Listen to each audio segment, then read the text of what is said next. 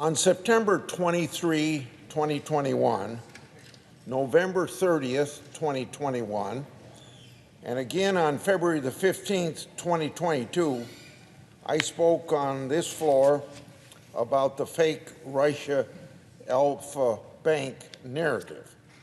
That narrative started in 2016. It took on a new life when the Clinton campaign lawyer, Michael Sussman, met with FBI General Counsel James Baker. In that meeting, Sussman provided information and data files that allegedly contained evidence of a secret communication channel between Trump organization and a Russian bank, Alpha Bank. The evidence was fabricated by the Clinton campaign. The allegations about Trump organization being linked with a Russian bank were false. Of note, Sussman also provided Baker information Fusion GPS gave him as part of their work for the Clinton campaign. This was an all-hands-on-deck strategy to destroy the Trump presidency and the campaign. With the ongoing Sussman trial now underway here in D.C., the false Alpha Bank narrative is more relevant now than ever before. So I want to tell you why. A mere several days after the meeting with James Baker, the FBI opened a full investigation on September 23, 2016. And around that time, the FBI agent working on cyber matters reviewed the information provided by Sussman.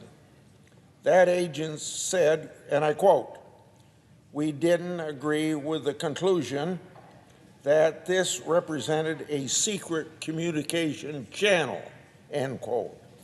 He also stated, so I quote again, "Whoever had written that paper had jumped to some conclusions that were not supported by the data," end of quote, and that, again to quote, "the methodology they chose was questionable to me," end quote.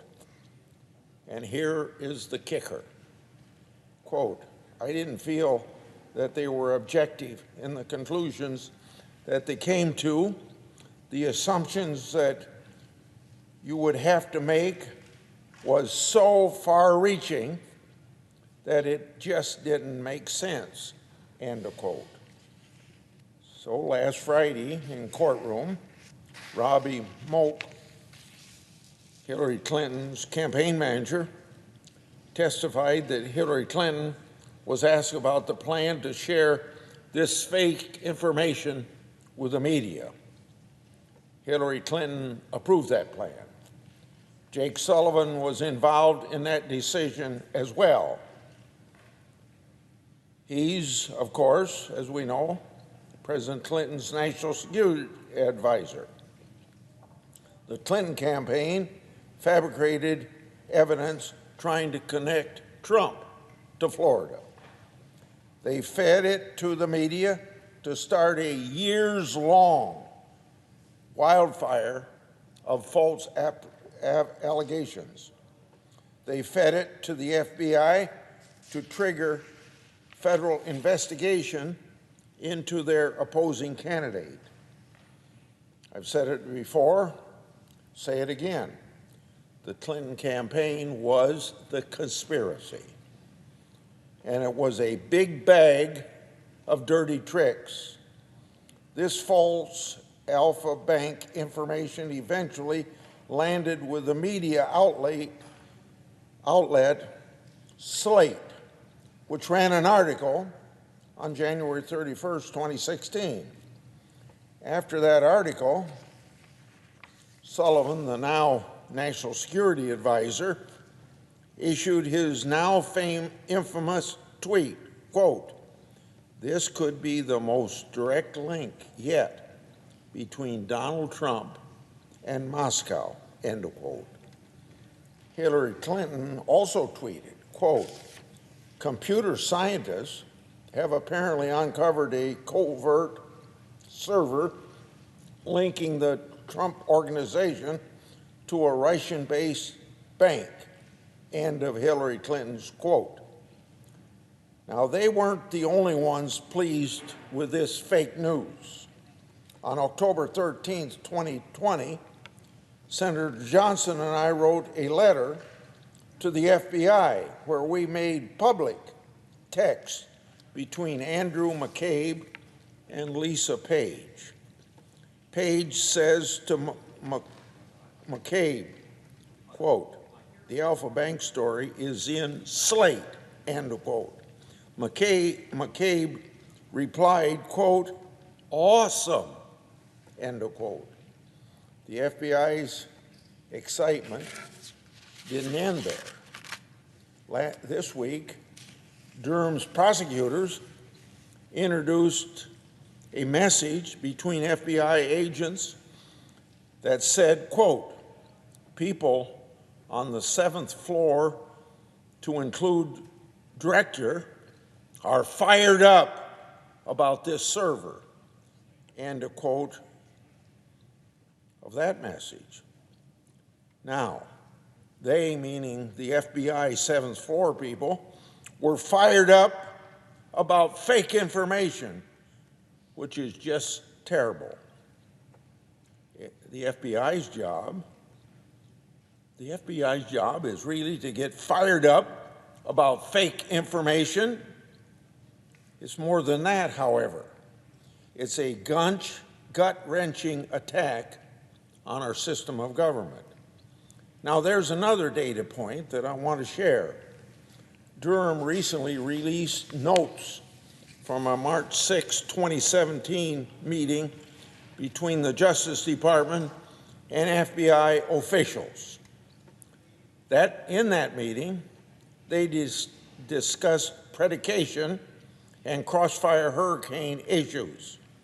This meeting was 2 weeks before then-Director Comey publicly announced his investigation into Trump. On that very day, March 6, 2017, I wrote a letter to Comey asking him questions about the Steele dossier.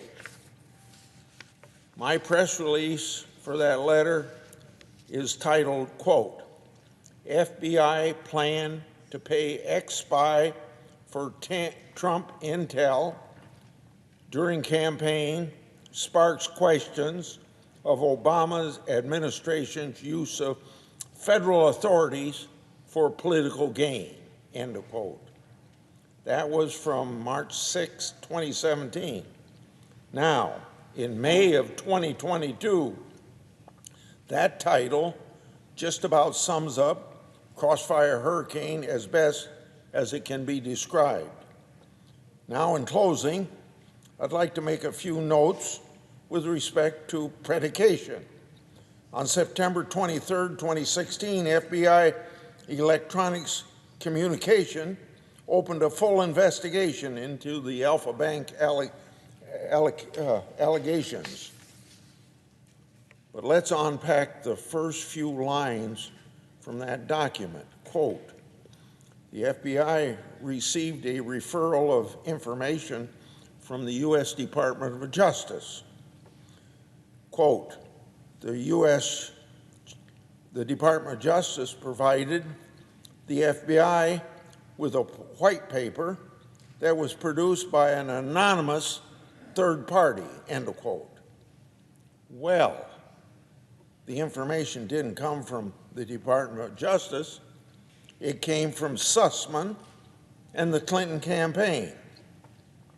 Hardly an anonymous third party, since Sussman himself showed up at the door. By wording it this way, the document almost blesses this so-called white paper.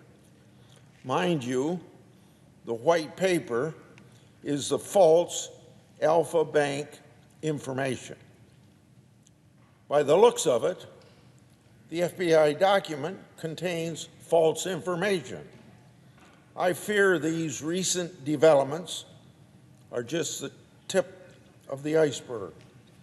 The FBI's exposure to false information and actually using that false information for investigative purposes reeks of a political vendetta. It points to an all get Trump at all cost attitude. Whether Sussman is convicted or not, the evidence introduced by Durham shows serious government misconduct. Misconduct by the federal government of the United States of America. Special Counsel Durham can't let government misconduct go unpunished. I yield.